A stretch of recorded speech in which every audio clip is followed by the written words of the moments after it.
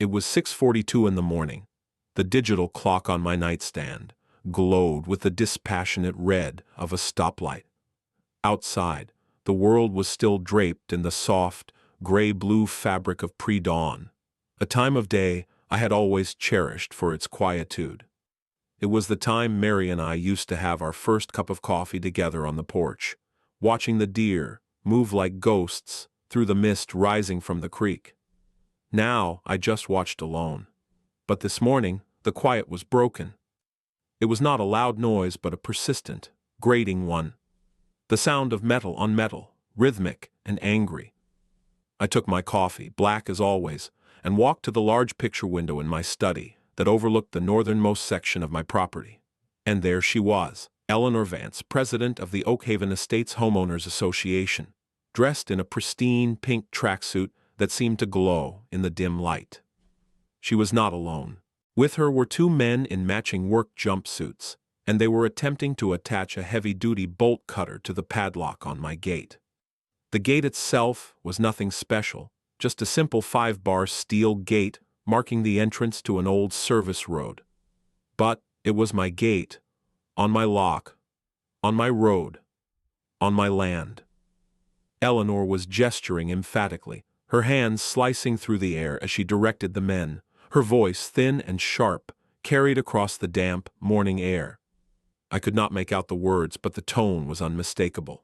Indignant, commanding, utterly certain of its own authority. One of the men hesitated, glancing up toward my house. Eleanor noticed his hesitation, jabbed a finger toward the lock, and her voice grew louder. The man flinched and went back to work on the lock. I did not move from the window. I did not shout or run outside. I simply took a slow sip of my coffee. The warmth of the mug, a small, solid comfort in my hands. I reached into my pocket and pulled out my phone.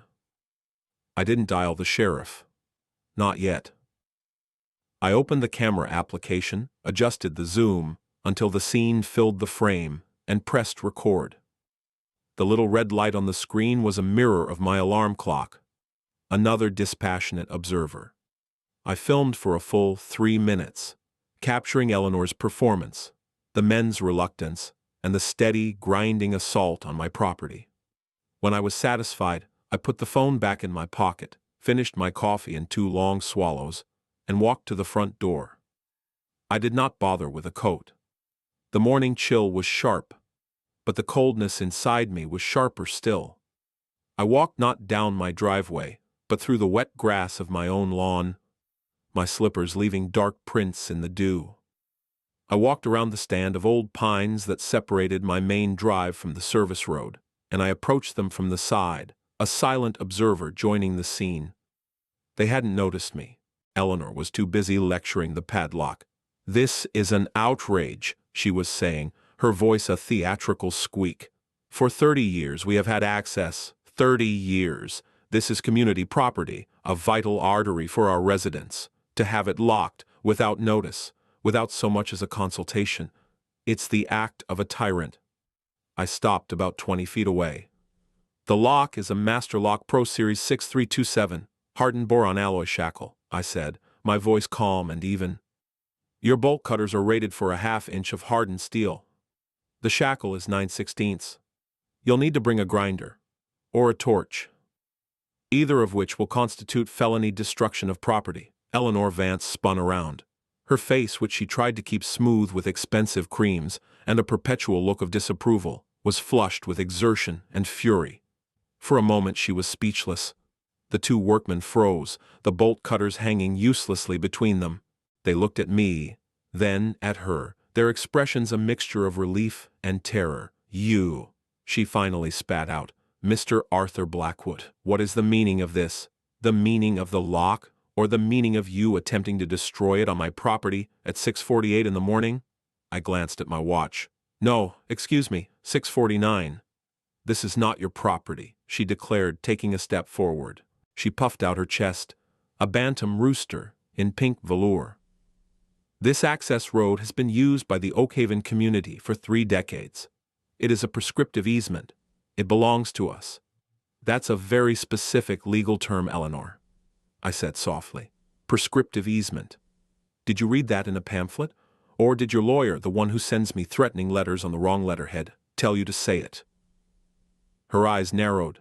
"Or, I am the president of the Oakhaven Estates Homeowners Association. This road provides access to the back of our clubhouse and the walking trails. You cannot unilaterally deny us access. I will have you fined. I will have the sheriff remove that gate. I will place a lien on your property so large you'll be forced to sell to us for pennies on the dollar." She delivered the lines as if she had rehearsed them in front of a mirror. Perhaps she had. I let the silence hang in the air for a moment. I looked at the two workmen, who were now trying to become invisible. I looked at the heavy chain and the defiant brass-colored lock. I looked back at her. "You seem to be under a number of grave misapprehensions," I said. "About the law, about history, about me." I took a small step forward. Not aggressively, but deliberately. "But please continue. I want to make sure my recording captures all of your claims. It's for the official record." Her face went from red to a pale, blotchy white. The word recording had landed like a physical blow. She glanced around wildly, as if looking for a hidden camera, not realizing it had been in my pocket the entire time. "You have no idea," I said, the words feeling like stones in my mouth. "You have absolutely no idea what you have just done." She thought she was fighting a lonely old man who had just inherited a piece of land. She thought this was another one of her little HOA skirmishes over the color of a mailbox or the height of a hedge. She had no idea she had just declared war on a man who had spent 45 years as a licensed professional land surveyor, a man whose entire life was about lines on a map and the unassailable truth of a documented boundary. She had no idea she had just kicked a hornet's nest that had been dormant for 30 years. She had no idea that I kept the receipts for everything. But before I tell you what I did next, and what came of that little morning confrontation, I should probably explain. It's important. The details are important. On paper, everything is about the details. My wife Mary passed away 3 years before that morning. We had been married for 51 years. We built our life in the city, in a modest house where we raised 2 children, who then went on to have their own children and build their own lives in other states. I had my surveying business, Blackwood and Associates. It was a good business. Precise, honest work. We surveyed everything from suburban backyards, for fence disputes, to massive tracts of wilderness, for federal park designations. Mary was a librarian. She loved the quiet order of it, the way knowledge was categorized, preserved, and made accessible. We were a good match. My work was about defining the physical world. Hers was about navigating the world of ideas. We both believed in the power of a well-kept record. When Mary's illness took a turn, I retired. I sold the business to my junior partner, a bright young man named David, who had been with me for 15 years. I wanted to spend every last moment with her. We had 2 good years after that. Quiet years filled with doctor's appointments and old movies and just sitting together, holding hands. When she was gone, the house in the city became an echo chamber. Every room held a memory so sharp, it felt like a fresh wound. The land, all 2,000 acres of it, had belonged to my grandfather. He bought it in the 1920s, a vast, untamed piece of rolling hills, dense forest, and a long, winding creek that he called Blackwood Creek. He was a man who saw value not in development, but in preservation. He built a small, sturdy house on a bluff overlooking the water and left the rest of it wild. My father inherited it, but never lived there. He was a city man, through and through. He just paid the taxes and let it be. And then it came to me. For years, Mary and I had used it as a weekend retreat, a place to escape the city noise. We dreamed of retiring there, but her health made it impossible. After she died, the land was just another asset on a piece of paper in my lawyer's office. It was too full of shared memories I wasn't ready to face alone. I paid the taxes, just as my father had. It was my daughter, Sarah, who pushed me. She called one night and I could hear the worry in her voice. She said I sounded distant, that I needed a project. "Dad," she'd said, "go to the farm, just for a while. Fix it up, walk the land. Grandpa's house needs you. Mary would have wanted you to be there, not rattling around in that empty house." She was right. The city house was her house, Mary's house. The land, however, was mine. It was a legacy, a responsibility. It was a set of lines on a map waiting to be walked. So I moved. I sold the city house, packed up my life, my books, my surveying tools, Mary's photo albums, and a lifetime of meticulously organized files, and moved into my grandfather's house. It was old, solid, and smelled of cedar and thyme. The first few months were about work, replacing the roof, updating the plumbing, sanding, and refinishing the old hardwood floors. It was physical, demanding work, and it was exactly what I needed. It was a problem I could solve with my hands. The Oakhaven Estates subdivision bordered the eastern edge of my property. It had been built in the late 1980s on what used to be the old Miller farm. It was a collection of large beige houses that all looked vaguely the same, a perfect example of what my grandfather had feared would happen to the whole area. I had little interaction with them. My main driveway was a mile long and exited onto the old county highway on the west side of my land.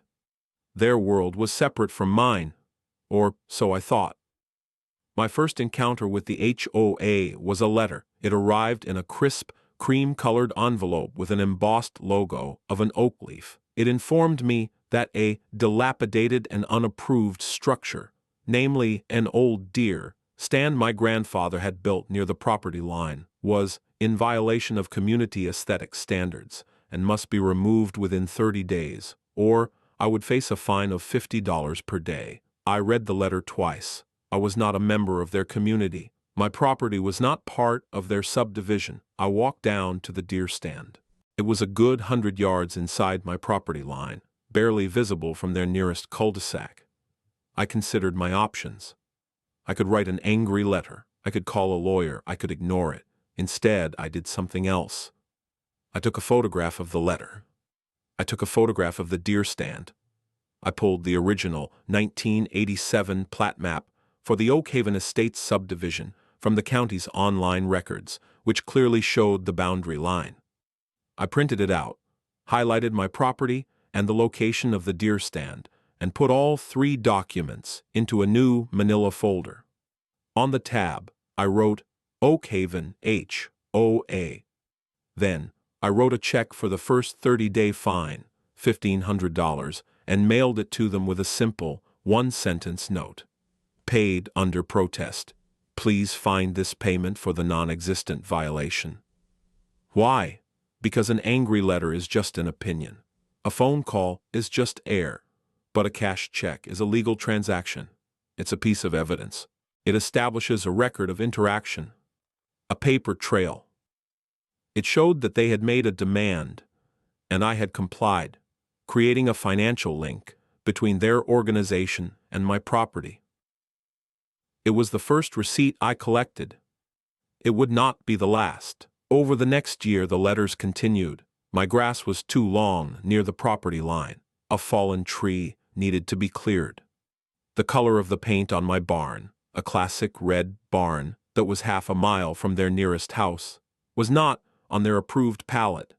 Each time I received a letter, each time I documented it, each time I paid the fine under protest. My folder grew thicker. I had copies of cashed checks, certified mail receipts, photographs with date and timestamps. I was building a case, though I wasn't yet sure what I was building it for. I was simply acting on instinct, the instinct of a man who knows that the person with the best records usually wins. The issue of the service road had come up about 6 months before the bolt cutter incident. I'd received a much more aggressive letter, this one signed by Eleanor Vance herself. It stated that the Northern Access Path, as she called it, was a designated emergency and service route for the HOA, and that the overgrown and unmaintained state of the road was unacceptable. It demanded I have it graded and graveled at my own expense. This was different. The deer stand and the barn were annoyances. This was about access. This was about them claiming a right to a piece of my land. I did not pay a fine. Instead, I went to my desk and got to work. My old office was now my study, and it housed my entire professional library. I had plat maps for our county, going back to the original land grants. I had my own copies of every survey Blackwood and Associates had ever done in this part of the state. I had my transit, my theodolite, and my brand new GPS-enabled surveying equipment. I pulled the deed to my property, a thick vellum document from 1928 with my grandfather's bold signature at the bottom. I read through the metes and bounds description, the long, poetic list of chains and links, of stone markers and iron pins that defined the shape of my world. There was no mention of any easement, granted or reserved, along that eastern boundary. I then pulled the original survey that corresponded to that deed. It was a beautiful piece of work, hand-drawn in ink, showing the location of the old stone walls that my grandfather had used as his property lines. Next, I pulled the records for the Oakhaven development. I found the original purchase agreement for the Miller Farm and the subsequent survey done for the developer in 1987. I found something interesting. The developer's surveyor had, for convenience, used the center line of the old, crumbling stone wall as the boundary between the farm and my family's land. This was common practice but not always accurate. The legal boundary of a stone wall is typically one side of the wall or the other, not the center. It depends on who built it and how it's described in the deeds. But for 30 years, everyone had assumed that wall was the line. Then I looked at the clubhouse. According to their own plat map, the Oakhaven Estates Clubhouse, a sprawling building with a pool, tennis courts, and a banquet hall, was situated on Lot 99 of their development.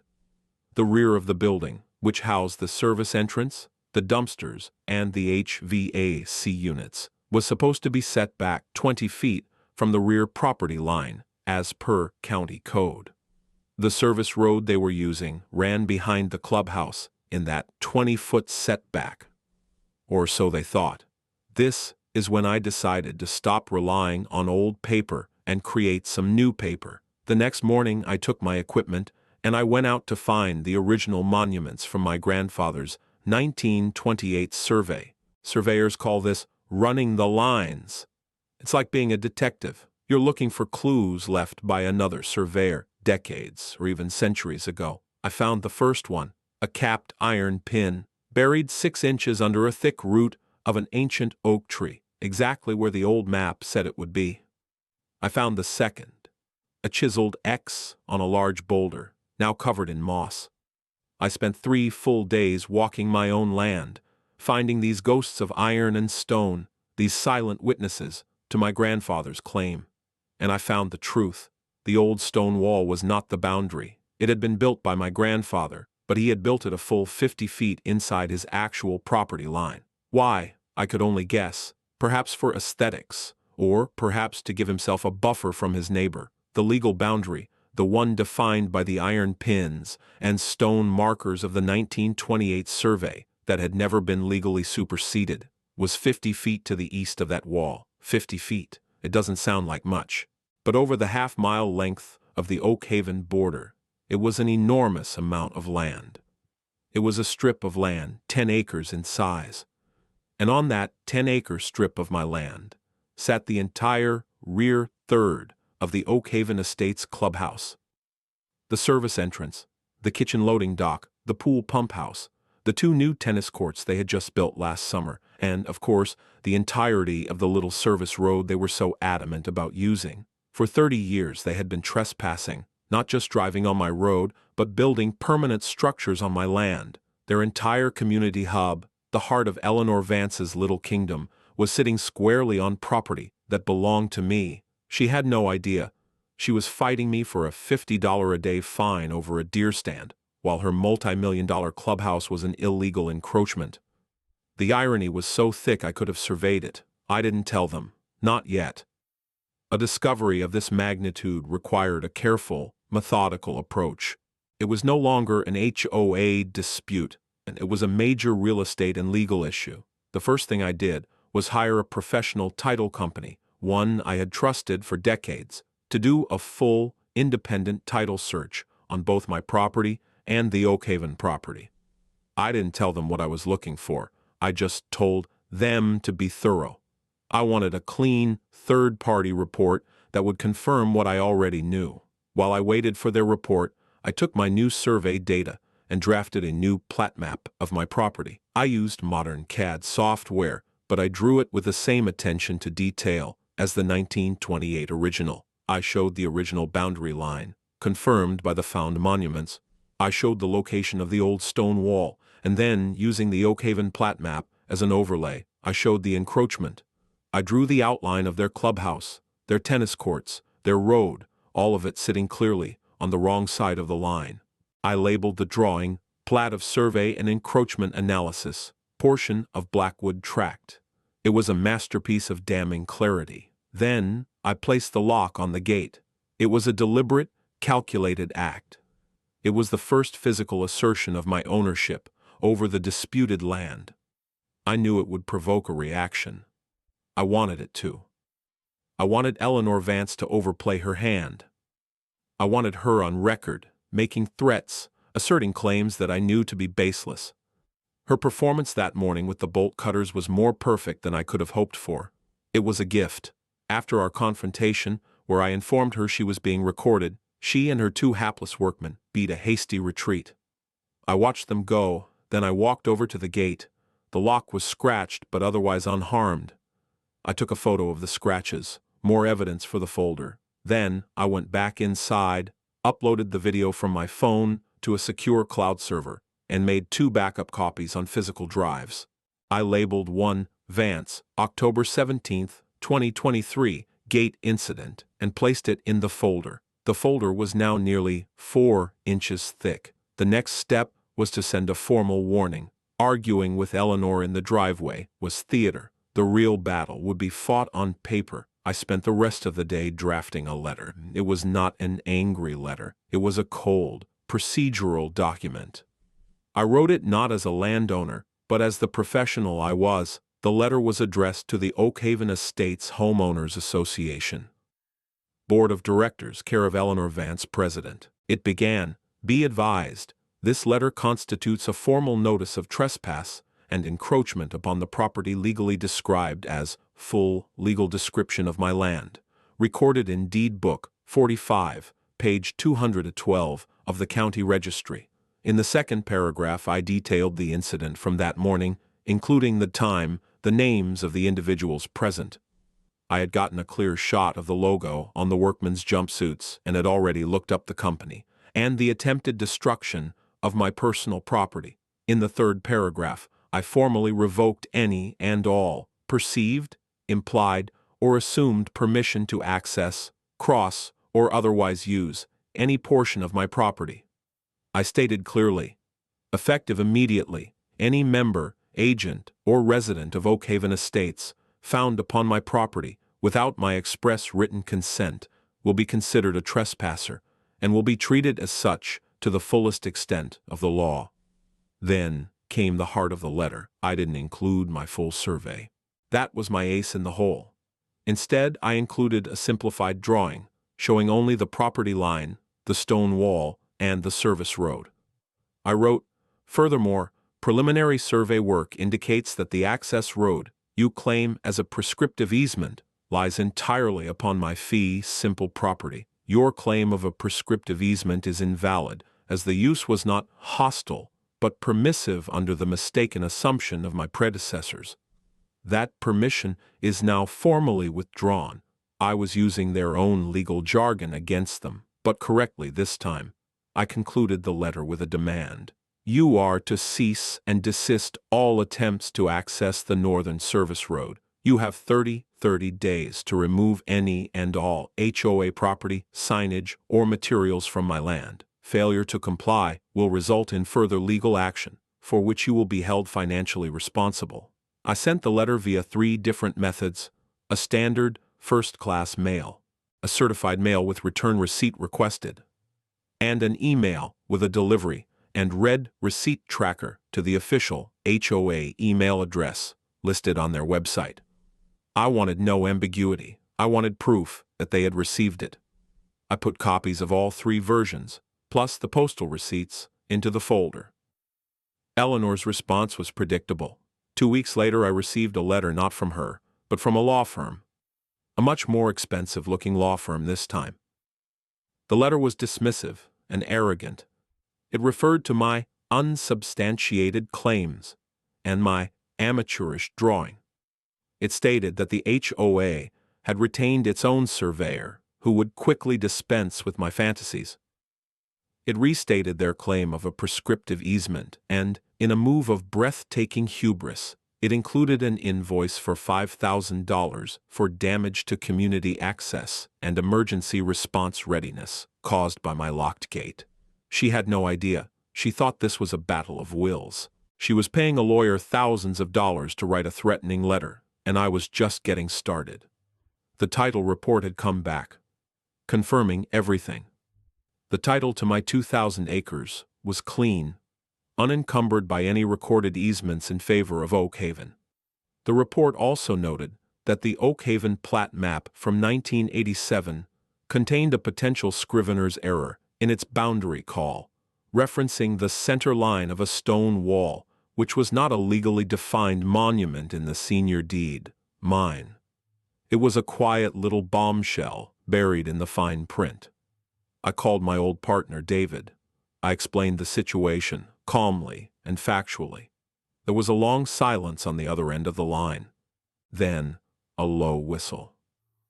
"Arthur," he said, his voice a mix of awe and concern. "Are you telling me their entire clubhouse is on your land?" "The rear third of it, yes," I said. "Along with the tennis courts and the pool house." "And the HOA president is the one picking this fight with you?" "She seems to believe I'm an old man who can be intimidated by $50 fines." David laughed, a real, deep belly laugh. "Oh, she has no idea. Arthur, this is the Mona Lisa of boundary disputes. It's a work of art. What do you need?" "I need a second opinion," I said. "A peer review. I want Blackwood and Associates to independently survey the line. I don't want anyone to ever be able to claim I cooked the books. I want your name on the plat next to mine. I want it to be unassailable." "Consider it done," he said. "We'll be there Monday, and Arthur, we'll do it pro bono. This one's for the history books." While David and his crew prepared, Eleanor escalated. She couldn't get through my gate, so she tried to go around me. One afternoon I saw a large dump truck belonging to the Oak Haven landscape contractor attempting to drive through the woods to the east of the service road, trying to carve a new path to the back of the clubhouse. It got about 20 yards before its wheels sank into the soft, loamy soil of the creek bed.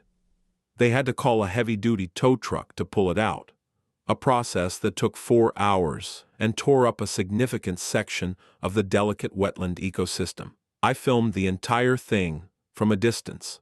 I also called the County Environmental Protection Office and filed a formal complaint about illegal dumping and destruction of a protected wetland. I sent them my video as evidence.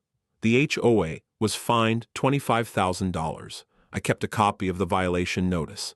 It went into the folder. The next day was when the sheriff's deputy showed up. I saw the patrol car coming up my long driveway, and I knew who had called him. I was on the porch reading a book when he stepped out of his car. He was young, professional, with a cautious look in his eyes. "Mr. Arthur Blackwood?" he asked. "That's me," I said, bookmarking my page. "I'm Deputy Miller. I'm here because we received a call from a Miss Eleanor Vance. She's made some allegations." He looked uncomfortable. "She claims you're illegally blockading a public right-of-way and that you've threatened her." Eleanor was waiting for him at the bottom of my drive, next to the county road. She had clearly intercepted him. I saw her car parked there. She was performing for him, pointing and gesturing. Now it was my turn. "Deputy," I said calmly, "I'd be happy to discuss this with you, but before I do, I'd like to turn on the audio recorder on my phone, just to ensure an accurate record of our conversation. Is that acceptable to you?" He blinked, surprised by the formality. "Yes, sir, that's your right. Please be aware that my body camera is also recording." "Excellent," I said. I took out my phone and started the recording. First, let's address the threat. Did Ms. Vance provide any evidence of this threat? A recording? A letter? No, sir. She said it was a verbal threat made to her in person. I see. For the record, I have never threatened Miss Vance. I have informed her of the law and of her violations of it. There is a difference. Now, as for the public right-of-way, I stood up. If you have a moment, I'd like to show you some documents. It will make things much clearer. I led him into my study. The room was organized, clean, but dominated by a massive oak table covered in maps and documents. It looked like a general's command center before a major battle. I didn't overwhelm him. I showed him only 3 things. First, I showed him the recorded deed to my property. This is my deed, deputy.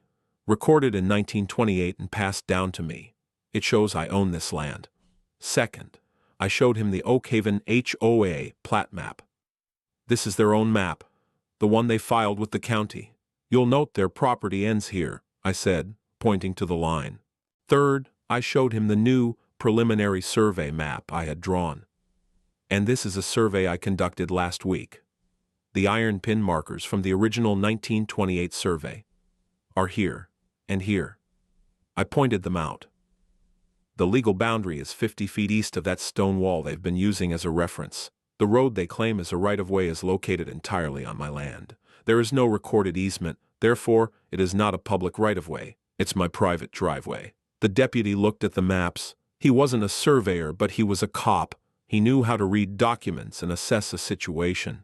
He looked at my calm demeanor and the overwhelming evidence. He looked at the neat stacks of files and the professional equipment in the corner.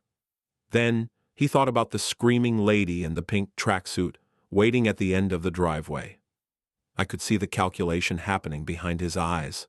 "Sir," he said, his tone shifting from cautious to respectful, "this is clearly a civil matter, a property dispute. It's not a criminal issue for the sheriff's department to resolve. As long as there are no threats of violence and you're not breaking any laws, we have no jurisdiction here." "I understand completely, deputy," I said. "I have no intention of breaking any laws. I am simply securing my own property." "And the lock on the gate is on your side of the property line as you understand it?" he asked, a subtle way of asking the right question for his report. "It is on my side of the property line as defined by my deed and confirmed by a physical survey," I corrected gently. He nodded slowly. "I see. Well, Mr. Blackwood, I'll have to inform Miss Vance that this is a civil matter, and that if she has a dispute, she needs to take it to court. I'll also be advising her that attempting to cut your lock or force entry could be considered criminal trespassing and destruction of property. I'd appreciate it if you'd stay here while I go speak with her." "Of course, deputy," I said. "Thank you for your professionalism." He left. I watched from the window as he drove down the driveway. I couldn't hear the conversation, but I could see it. Eleanor's arms were flailing. The deputy stood stoically, arms crossed. After a few minutes, she threw her hands up in the air, spun around, and stomped back to her car. She peeled out onto the county road. The deputy watched her go, shook his head almost imperceptibly, and then drove away, in the opposite direction. The official, neutral authority had been called, and he had seen the truth. His report, which I would later subpoena, noted that Ms. Vance was highly agitated and emotional, and that Mr. Blackwood was calm, cooperative, and provided extensive documentation. Another piece for the folder. The next week, David and his team from Blackwood and Associates arrived. They spent 4 full days on my property, using state-of-the-art equipment that was far more advanced than my own. They worked with a quiet, focused intensity that made me proud. They were not just surveying. They were creating an unimpeachable legal document. All the while, residents of Oak Haven would park their cars along the edge of the woods and watch. Some curious, some hostile. Eleanor Vance was there every day, standing just on her side of the stone wall, glaring. She was a dragon guarding a treasure that was never hers. While David's team worked, something else happened. An old man, leaning heavily on a cane, made his way slowly down the service road from the clubhouse. He stopped where David's crew was working, near the old stone wall. He didn't look at them. He looked at my house. After a while, he began the slow, arduous walk up my driveway. I met him on the porch. He was out of breath, his face pale. "Mr. Blackwood?" he wheezed. "Yes, can I help you?" I offered him a chair. He waved it off. "My name is George Henderson. I've lived in Oak Haven for 25 years. I was on the board, back before Eleanor." He said her name like it was a curse. "I see," I said. "I'm here to apologize," he said, looking at the ground. "We knew. Well, some of us did, back when they built the clubhouse. The contractor told us. He said the survey looked a little hinky, that the back of the building was going to be right on top of the line. Maybe over it. The developer, he just said to build it. Said the Blackwood property was owned by some old guy in the city who never came out here. Said he'd sort it out later if it ever became a problem. This was gold. This was the testimony that destroyed their claim of innocence. This was the fearful ally from the prompt's archetype, coming forward. "Why are you telling me this now, Mr. Henderson?" I asked. "Because of her," he said, jerking his head in the direction of the clubhouse. "She's a tyrant. She's fined me $3,000 because my garden hose isn't the right shade of green. She put a lien on my neighbor's house over a satellite dish. She's turned this community into her own little dictatorship. And now she's trying to do to you what she's done to all of us. But you're fighting back. And you might actually win." He reached into his jacket pocket and pulled out a folded, yellowed piece of paper. It was a photocopy of a memo. I kept this. Now I don't know why. I was the board's secretary back then. This is from the developer's lawyer to the original HOA board. It talks about the potential boundary encroachment issue and suggests setting aside a contingency fund to purchase a boundary line adjustment from the adjacent property owner if necessary. Oh, they knew. They knew from day one, and they buried it. I took the memo from his trembling hand. It was dated 1989. It was the smoking gun. It proved that their possession was not just mistaken, it was knowing and intentional. In the eyes of the law, that was a world of difference. It made their case for a prescriptive easement or adverse possession nearly impossible to prove. "Mr. Henderson," I said, my voice thick with a gratitude I hadn't expected to feel. "You have no idea how important this is." "I think I do," he said, a small, weary smile on his face. "Give her hell, Mr. Blackwood. For all of us." Mr. Henderson's visit opened the floodgates.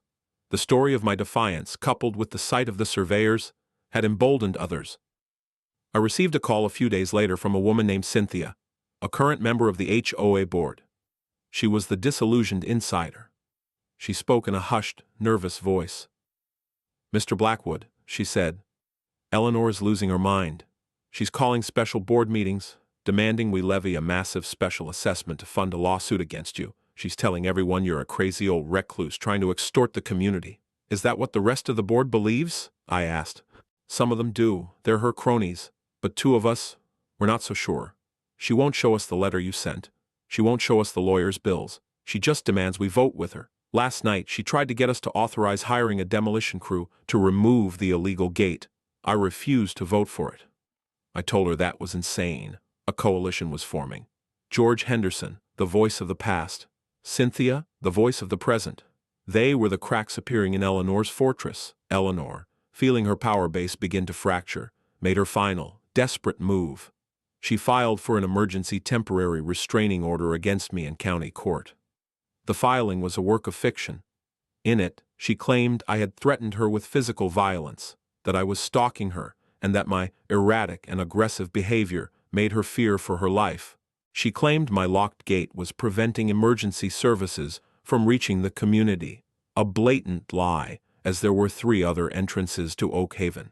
It was a transparent, perjurious attempt to use the court system to get what she wanted, me removed from my own property and the gate taken down. The court granted her an ex parte order, meaning it was granted based only on her testimony, pending a full hearing in 10 days. A sheriff's deputy served me the papers that evening. I was ordered to stay 500 feet away from Eleanor Vance and any Oak Haven HOA property, which, ironically, included the back of her own clubhouse. The order also mandated the removal of the obstruction, my gate. She had won a temporary victory.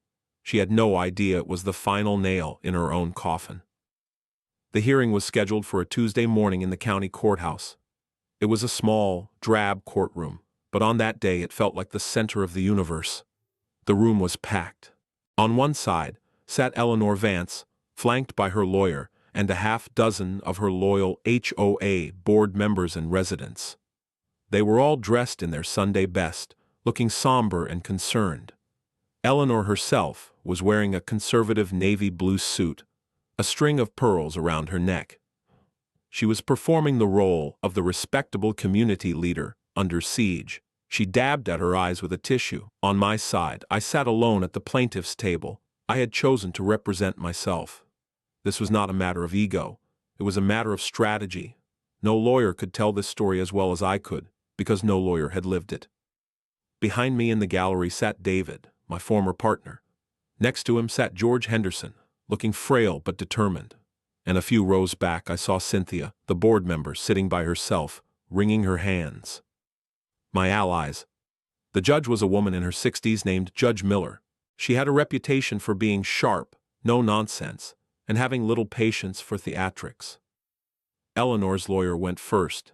He laid it on thick. He painted a picture of a peaceful, well-run community being terrorized by a hostile and unstable new neighbor.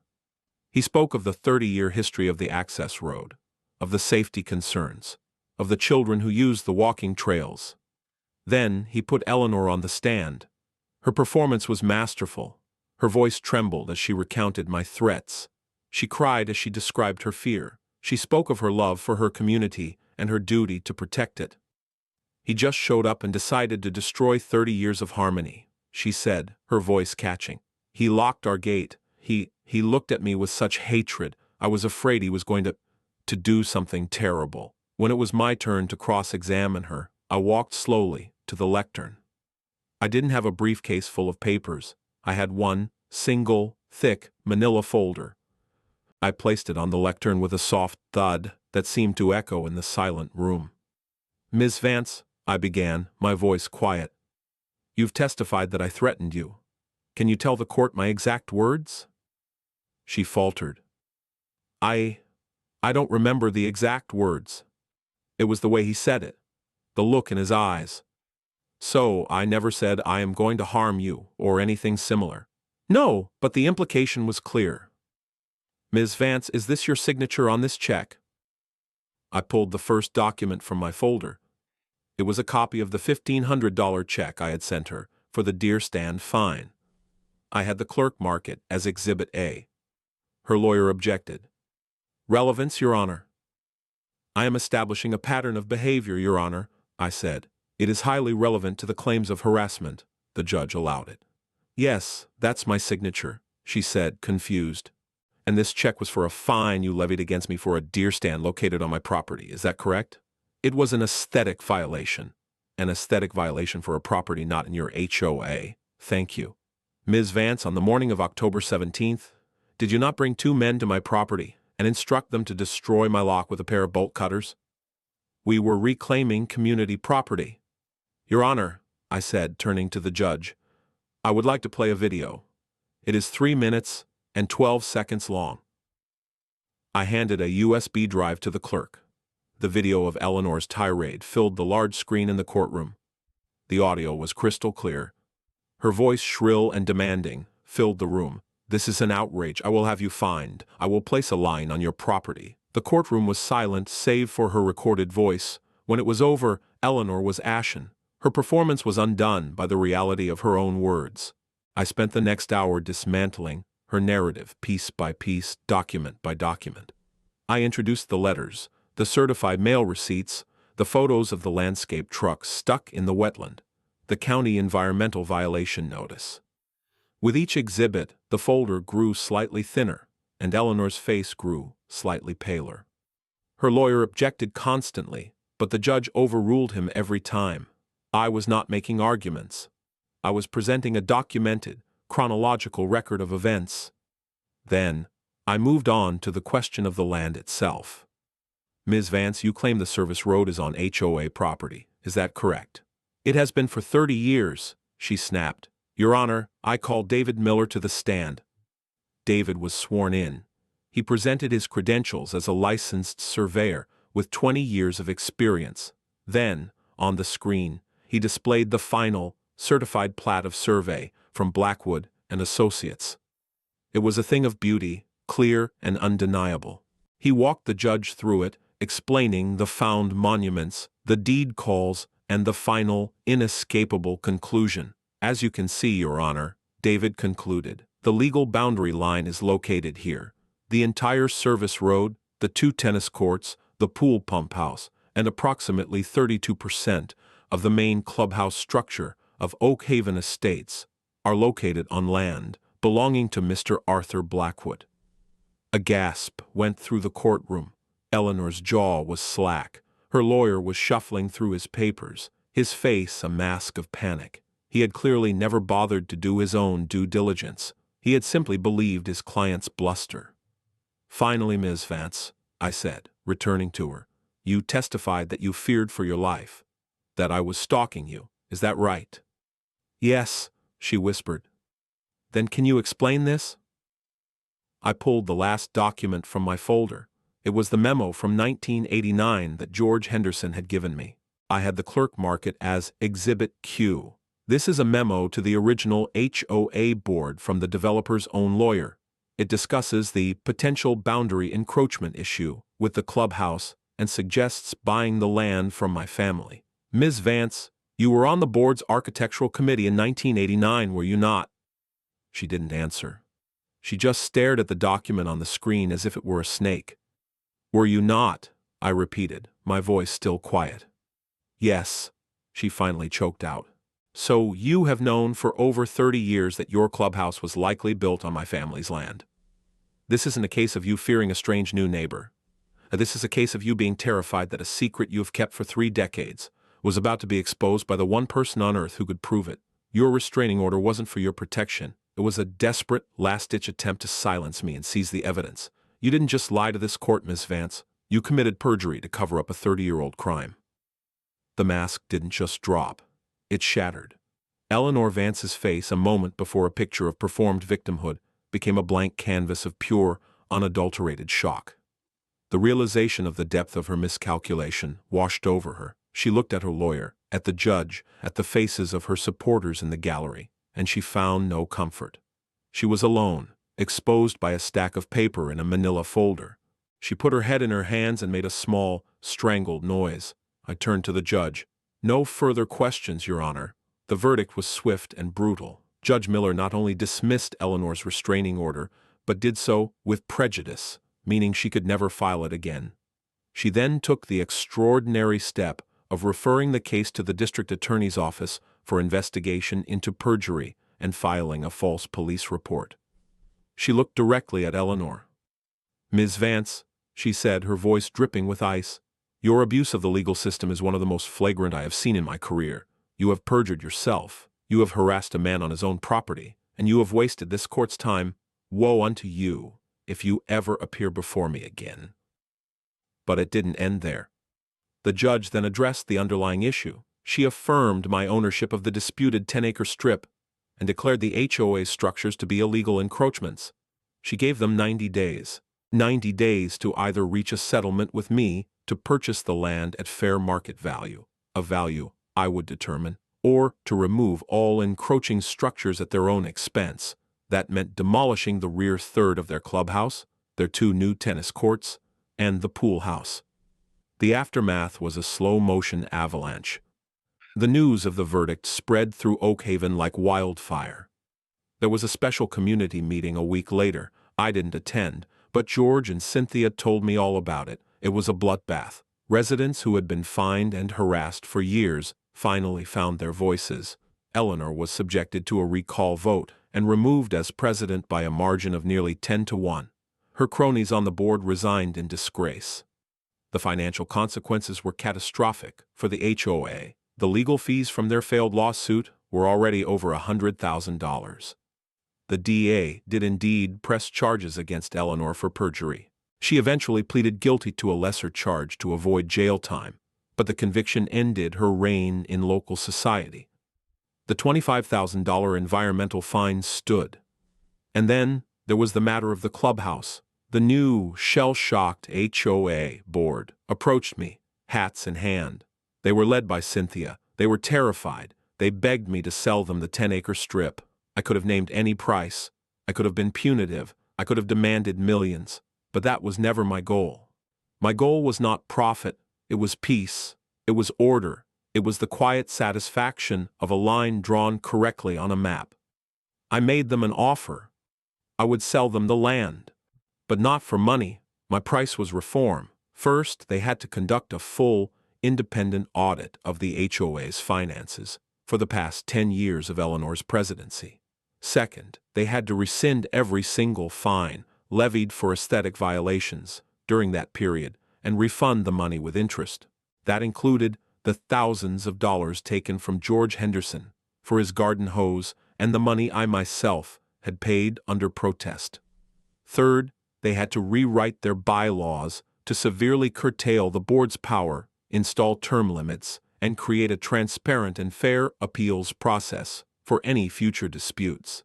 For the land itself, the 10 acres that their clubhouse sat on, I'd charge them $1, and for my legal fees, the cost of the title search, David's survey work, the document filings, I sent them an invoice for the exact amount I had spent. Not a penny more. They agreed to everything. The audit uncovered years of financial mismanagement and petty corruption.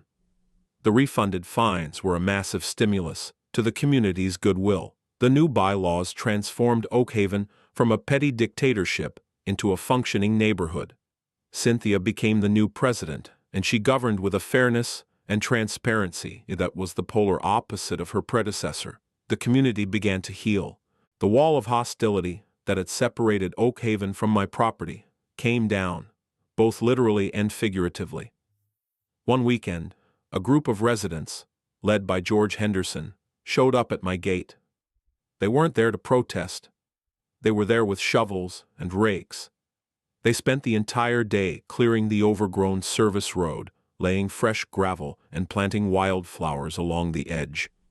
It was their way of saying thank you. It was their way of acknowledging that the road was mine, but that they hoped I might let them use it as good neighbors. I left the gate unlocked. A few months later, I was sitting on my porch, enjoying the evening quiet. The sun was setting, painting the sky in shades of orange and purple. A small, formal-looking envelope arrived in the mail. It was from the Oakhaven HOA. Inside was not a fine or a threat. It was a check for $1,750, the full amount of the fines I had paid under protest, plus interest. And there was a small, engraved plaque.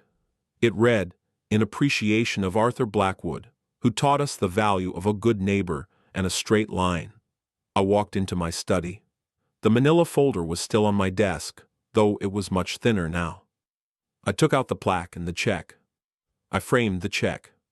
I would never cash it. It was not money. It was a receipt for justice. I placed the plaque on the mantelpiece, next to a photograph of Mary. She was smiling. I looked out the window at the land. My land. The lines on the map were secure. The quiet had returned. The world, at least my small corner of it, was back in order.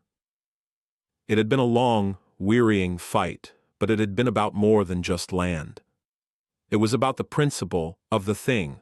It was about the idea that facts matter, the documents have power, and that the truth, when patiently and meticulously assembled, is a weapon that no amount of bluster or performance can defeat. On paper, I had won, but in my heart, I had simply reclaimed the piece that was mine by right all along, and that was a victory worth more than any 2,000 acres.